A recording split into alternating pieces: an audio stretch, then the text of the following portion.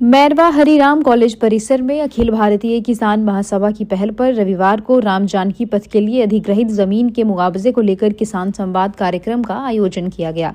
अध्यक्षता कर रहे जिला सचिव जयनाथ यादव ने कहा कि 2013 के कानून के मुताबिक किसानों को मुआवजा नहीं देना एक अपराध के समान है।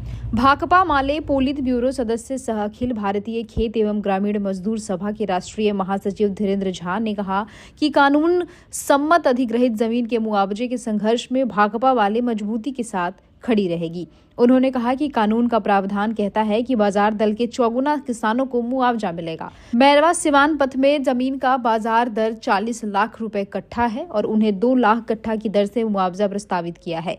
किसानों के साथ नाइंसाफी को भाकपा माले कतई बर्दाश्त नहीं करेगी। विधायक अमरजीत कुशवाहा ने कहा कि किसानों की मुआवजे में सरकार हकमारी कर रही है।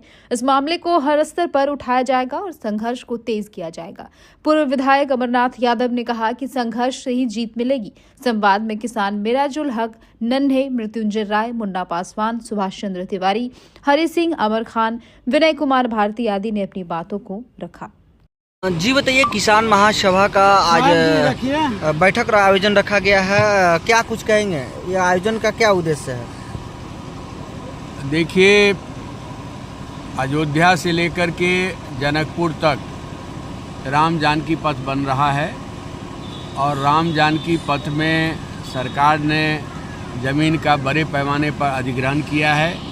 सिवान जिला में भी बड़ी मात्रा में ज़मीन को अधिग्रहित किया गया है, लेकिन किसानों को ज़मीन का उचित जो मुआवजा मिलना चाहिए वो नहीं मिल रहा है, जिससे किसानों में भारी आक्रोश है।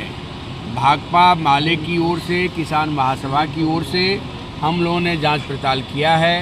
किसानों ने अपने मुद्दे को सरकार के विभिन्न स्तरों पर उठाने का काम किया है और लेकिन अभी भी प्रशासन उदासीन बना हुआ है।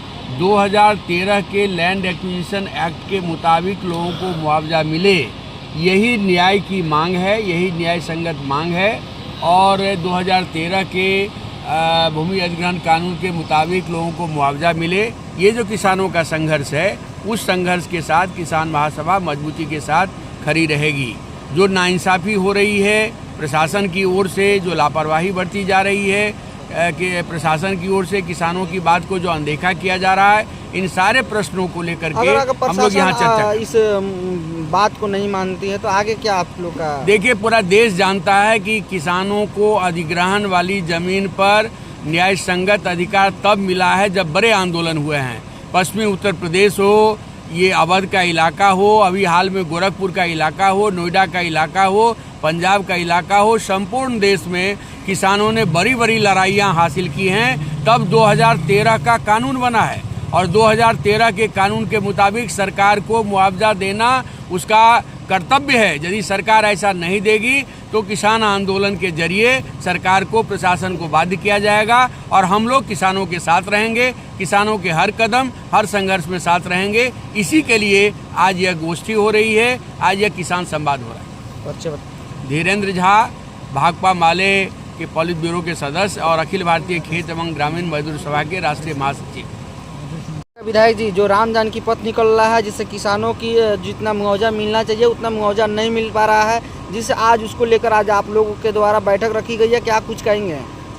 देखिए, अयोध्या से लेकर सीतामढ़ी तक जो राम जानकी पथ बन रहा है, उसमें हमारे सिवान जिला का गुठनी उत्तर प्रदेश बॉर्डर से लेकर के मसरख तक 2 खंडों में है और 2 खंडों में एक खंड ये है गुठनी सिवान खंड, एक सिवान मसरख खंड।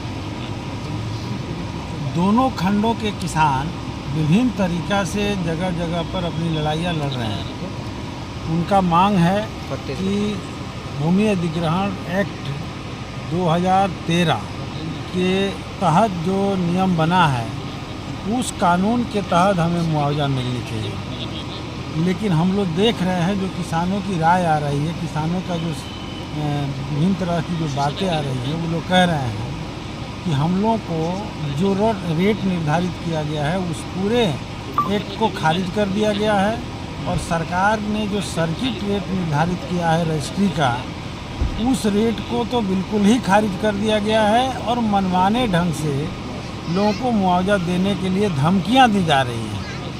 तो हम प्रयास कर रहे हैं, हमारे किसान महासभा की ओर से, पूरे पार्टी की ओर से हम सब लोग मिलकर के प्रयास कर रहे हैं कि इस पूरे खंड में जितने किसान हैं उनको संगठित किया जाए और उनकी जो आंदोलनात्मक लड़ाई है, कानूनी लड़ाई है, इस पूरी लड़ाई को लड़ा जाए। और उस दिशा में आज पहला जनसंवाद का कार्यक्रम, किसान संवाद का कार्यक्रम की शुरुआत हुआ है और आगे ये लड़ाई आगे बढ़ेगी।